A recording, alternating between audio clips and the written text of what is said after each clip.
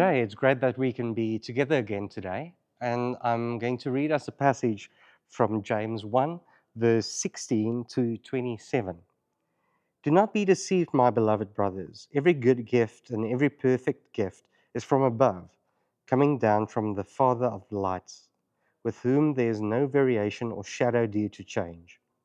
Of his own will he brought us forth by the word of truth, that we should be a kind of first fruits of his creatures. Know this, my beloved brothers, let every person be quick to hear, slow to speak, slow to anger. For the anger of man does not produce the righteousness of God.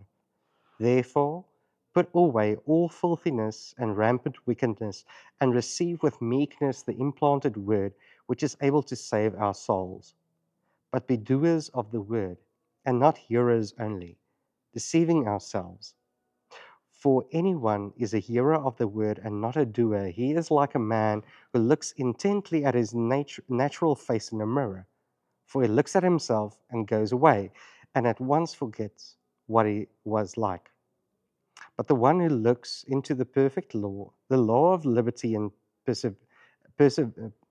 perseveres, being no hearer or forgets, but a doer who acts, he will be blessed in his doing.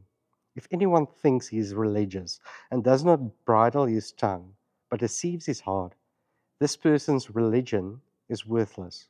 Religion that is pure and undefiled before God the Father is this: to visit orphans and widows in their affliction, and to keep oneself unstained from the world. Now, I must say these words are very triggering to me. If you say that I'm not allowed to be angry. And I know that as a global humanity, we can get quite angry currently. There's lots of things to be quite angry about. Not only the things that I need to do at home, there's a whole political system that angers me. There's things around me that is just not right. And also being a bit more trauma-informed and from psychology, we know that anger is not a thing that I do. Anger is more an emotion. But what do I do with this emotion? And if I sit with this emotion and I ask where this anger comes from, sometimes it's sadness. Sometimes I'm being confronted by something that doesn't sit well with me, or sometimes it's a fight or flight reaction. So if we ask where this anger comes from, it could be that I feel threatened. If we look at how God created and being righteous within God, then we realize that within God there's a lot of space, not only for me, but for other people around me. And then let my anger be, like it says here, that I'm focused on what afflicts the orphans and the widows. What is unjust? What's unjust around me? And that I go and do what's right there. That I go and alleviate or go and be angry about that.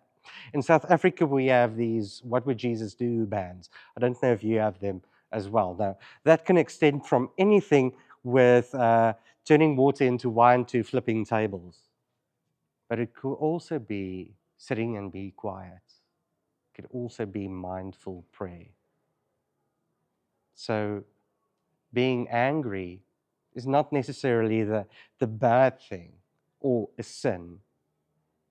Asking where my anger comes from is maybe an indication of what I need to go and do to live with righteous anger, to go and look at the afflicted, going to the marginalized and alleviating their pain. May God lead us to be people that know that they are within God, that we breathe the same breath as the people around us, that like God placed his breath within me, it's the same with the rest of his creation. And may that bring us together. May we be led by our anger to ask what is needed around me. May the Lord bless and keep you. May the Lord's face shine upon you and be gracious unto you. Amen. Have a great week further. Cheers.